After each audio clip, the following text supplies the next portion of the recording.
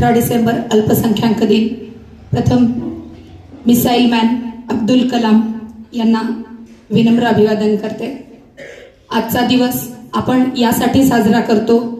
आता सगळ्यांनी सांगितलं की अल्पसंख्याक दिन का साजरा केला जातो, की खरंच अल्पसंख्याक म्हटलं की आपल्याला वाटतं की हा समाज दुर्लक्षित आहे, उपेक्षित आहे. परंतु आत्ताच फैजान सरांनी खूप सुंदर सांगितलं की मानवता हा एकच धर्म आहे. बोरगावकर सरांनी तेच सांगितलं की मानवता हा एकच धर्म आहे. परंतु आजच्या दिवशी मी पटेल सरांचं थोडंसं त्या अनुषंगाने मी बोलते. त्यांनी सांगितलं की आज या समाजाला, की जो समाज उपेक्षित होता, ज्यांच्याकडे स्वतःचा हक्क नव्हता, शिक्षण घेण्याचं त्यांच्याकडे स्वातंत्र्य नव्हतं, आणि ते या निमित्तानं आपण त्यांना जाणीव करून द्यायची, त्यांच्या हक्काची, संरक्षणाची, समानतेची जाणीव करून देण्याचा हा दिवस. आणि आजचा हा दिवस याच सर्वांवरती प्रकाश टाकतो. 1992 मध्ये अल्पसंख्याकांच्या हक्कांबद्दल पहिल्यांदा जनजागृती झाली आणि त्या दिवसापासूनच 1992 पासून हा दिवस साजरा केला जावं असं त्या सभेमध्ये मान्यता मिळाली आणि तेव्हापासून हा दिवस साजरा केला जातो.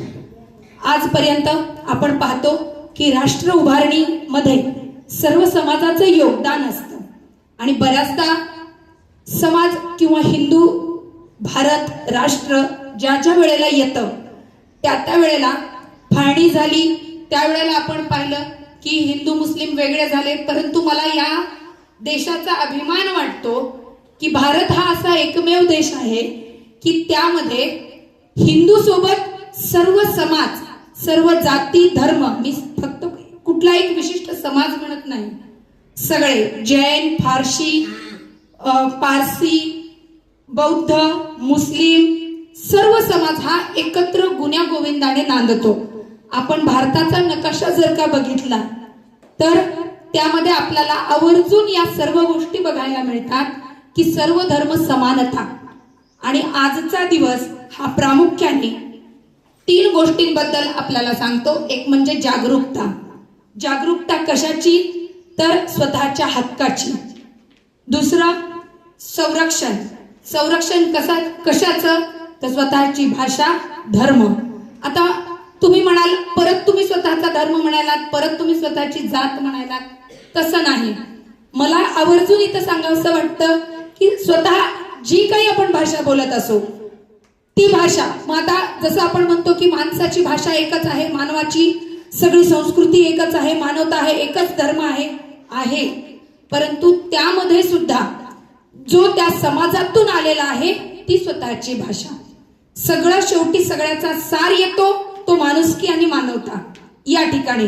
परंतु त्यांनी जपलेलं जे नातं आहे, त्यांनी जपलेली जी संस्कृती आहे, त्यांनी जपलेला जो धर्म आहे तो धर्म. आणि तिसरं म्हणजे समानता.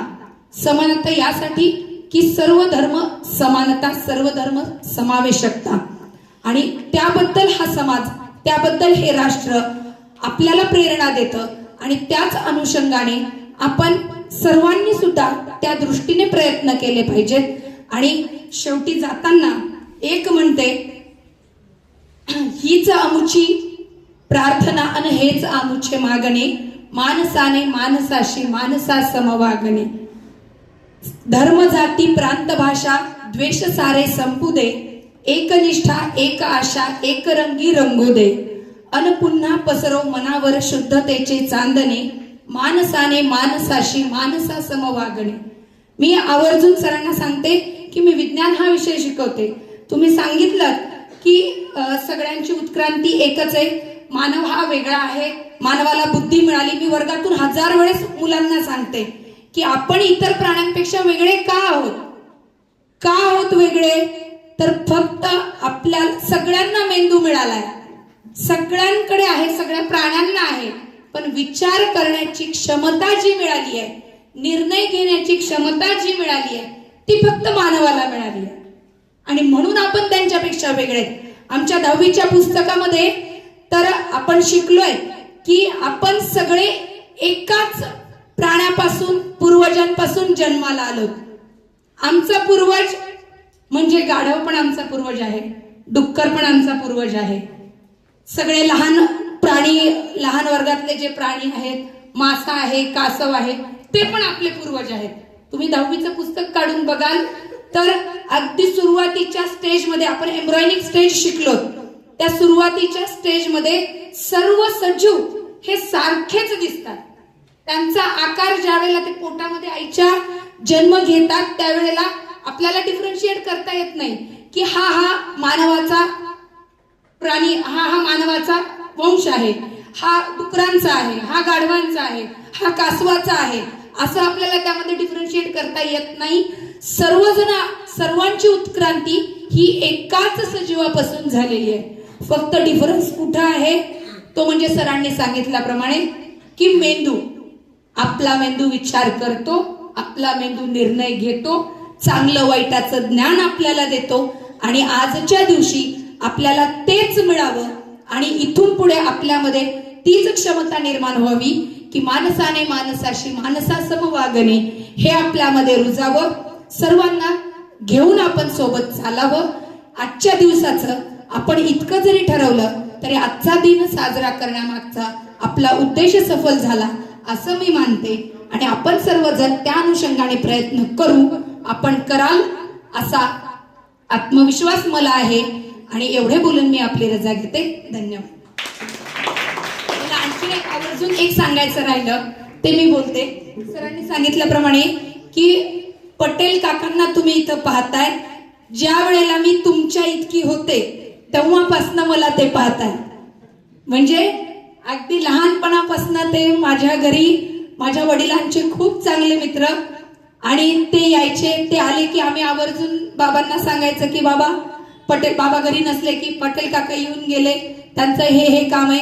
आणि असं बऱ्याच वेळेला असं व्हायचं की कोण कोण यायचं हे लक्षात राहायचं नाही.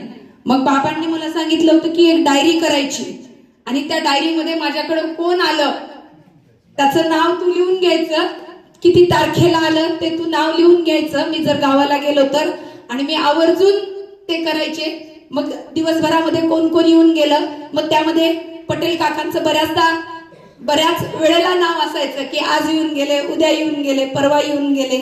हा एक किस्सा बऱ्याचदा त्यांनी आता इथंही बऱ्याच वेळेस बोलून दाखवलं की शीतल खूप लहान होती, शीतल खूप लहान होती. हो, मी आत्ताही त्यांच्यासाठी तेवढीच आहे, तुमच्यासाठी मोठी आहे पण त्यांच्यासाठी मी तितकीच आहे. आणि ते इथं आले त्याबद्दल मला मनस्वी आनंद झाला. धन्यवाद.